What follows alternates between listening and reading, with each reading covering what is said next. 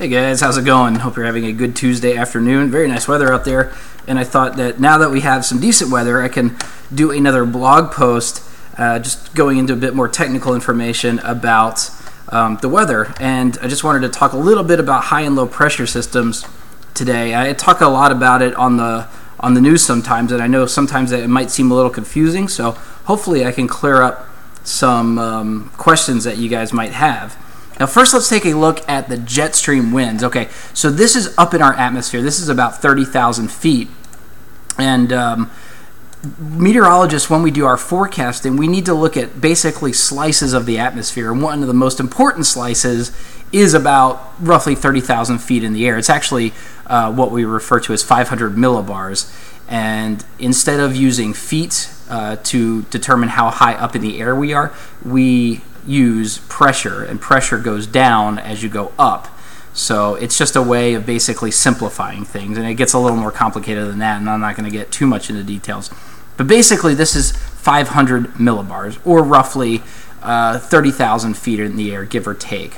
So what do these upper level pressure systems do? Well, the first thing they do, and a really big important thing, is they drive the jet stream. The jet stream is just basically a river of air above us, and you can see what's happening here. There's actually looks like a big upper level low pressure system off the coast of California, and I haven't checked their weather, but I wouldn't be surprised if they're getting some rain up there, which they need. But low pressure goes counterclockwise, so our jet stream would go up underneath that low pressure, and then it goes clockwise around this high pressure system, and then right near us back underneath this low pressure system, and then back off towards Europe. So there's our jet stream right there, and you can see the flow we're in. High pressure system directing the jet stream up and down. And what's that mean for us is actually our storm, or our weather right now, is essentially coming from the northwest. And actually this is kind of a pattern that we've been in a few times already the last few months, where we've seen our storm systems move in from the upper northern plains and the southern Canadian prairies and affect our region. Well, that's all well and good, but we're seeing sunny skies right now. So why is that? Okay, well, let me show you. Let's look at this high pressure system right here. We're going to look at this guy. We're going to look at it at a different way, because right now we're looking obviously top down, and it's kind of hard to see exactly what's happening right now. So we're going to look at it from a different coordinate system. So here I have my little drawing tool here, and instead of looking from the top down, we're going to use different coordinates. So we're going to look at things from a horizontal slice, or okay, so this is our y-axis here. Let's pretend up here is our jet stream, our 30,000 feet in the air. So I'm just going to say, for all intents and this isn't actually correct, but let's just say that this is 30,000 feet in the air. And at the surface, here is our surface. So here's us right here. We're standing here on the ground. And I'm going to draw a little stick figure so you know. There's us on the ground. Okay, now we just took that high pressure system. That's way up here. Now what a lot of times will happen, if you have a high pressure system way up in the air, you're going to get some very hot weather down here. So how can I draw hot weather? Let's draw, we're going to say that's hot weather. Those are steamy, hot temperatures. What happens is, since you have temperatures that are hot and you a lot of times have moisture, a lot of times you create low pressure at the surface here. So there's our low, and okay, this is it's a little confusing. I wish I had a better icon for this, but low pressure means rising air. So air wants to go up, and once it reaches this high pressure, it scatters out because it can't go up anymore, so it goes out like that. It goes out vertically. Now what happens is, where we're at is right here. This is us here in the tri-states, and we are actually under high pressure at the surface right now, and that basically means sinking air. So air is coming down, and whenever you have sinking air, you have clear skies, and usually that means you have no precipitation.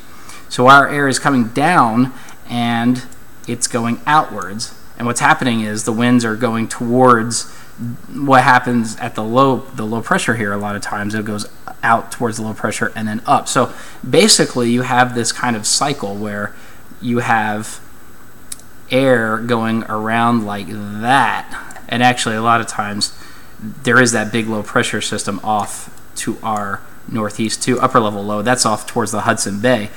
But essentially we are here right now with high pressure at the surface. So you're not going to get any storms where we are because we have sinking air above us. Now what's going to happen eventually is this high pressure system, let's clear all this. What's going to happen is that big high pressure system, we'll draw our coordinates again, that big high pressure is going to really start to build, and eventually it's just going to become very large, and then actually eventually it's going to move over us, and then we're going to be here, there's us, and our temperatures are going to go up because this guy is going to move just over us. So we're going to get really hot. If that makes any sense, although we're still have high pressure here at the surface too, so we're still going to have sinking air, which means we're still going to be fairly dry. I don't think I see any showers or thunderstorms in our forecast through the weekend, but we're also going to become a little on the warm side because that upper level high, this guy up in the air, is going to move over us and give us hotter weather. I hope that makes some sense. I know that's might be a little confusing, but for those who are interested in it, I could definitely tell you more. The important thing to realize is that it's not all about what's happening on the ground. It's also important to look to see what's happening up in the air as well. And basically everything is combined, and you need to look at the upper air and the surface to really determine what is exactly is going to be happening in your area. And so right now with high pressure at the surface, we're going to get no precipitation. We're actually going to get some sunshine, and at the same time that high pressure system way up in the air is going to build over us, and that's going to give us some hotter weather. So we're going to continue to watch that, and again, if you have any questions, ask away. Email me, Twitter me, Facebook message me, and I love talking about the weather, and hopefully it can clarify any questions you may have. I know it's a little confusing, but hopefully you learned something, and we'll see you on the TV in a little bit. All right, take care, guys.